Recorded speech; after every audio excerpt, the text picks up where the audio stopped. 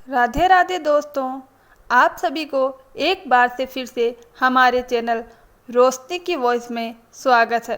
तो चलो आज सुनेंगे हम बच बारस की व्रत कथा। एक बार की बात है, एक साहूकार था जिसके 7 बेटे थे और एक पोता था। साहूकार ने एक कुआं खुदवाया, लेकिन उसमें से बिल्कुल पानी नहीं निकला।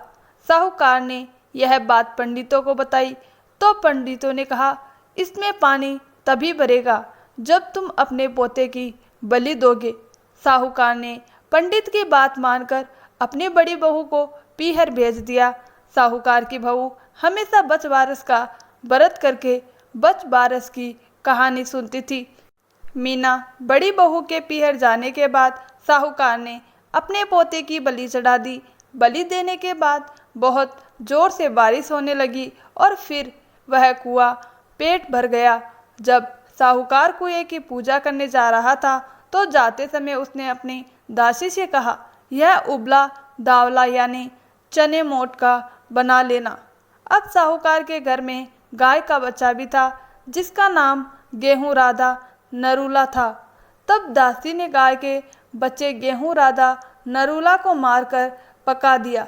जब साहूकार कुएं की पूजा करने पहुंचा तो उसने वहां पर अपने उसी पोते को गोबर में लिपटा हुआ पाया। उसी पोते की बलि दी थी। पोते ने जाकर साहूकार से कहा, मैं भी कुएं की पूजा करूंगा। इतने में साहूकार की बहू भी पीहर से आ गई। साहूकार ने बच्चे को देखकर कहा, मैंने तो इसकी बलि दे दी थी जिससे यह कुआं भरा है, लेकिन गाय माता जिनका तुम बच बारस का व्रत करती हो उन्होंने तो हमारी लाज रख ली और हमें हमारा पोता वापस लौटा दिया। अपने बेटे को देखकर बहू भी बहुत खुश हुई। कुछ देर बाद जब साहूकार घर वापस आया तो घर के बाहर गाय का बच्चा नहीं देखा। उसने अपनी दासी से पूछा, गाय का बच्चा कहाँ है?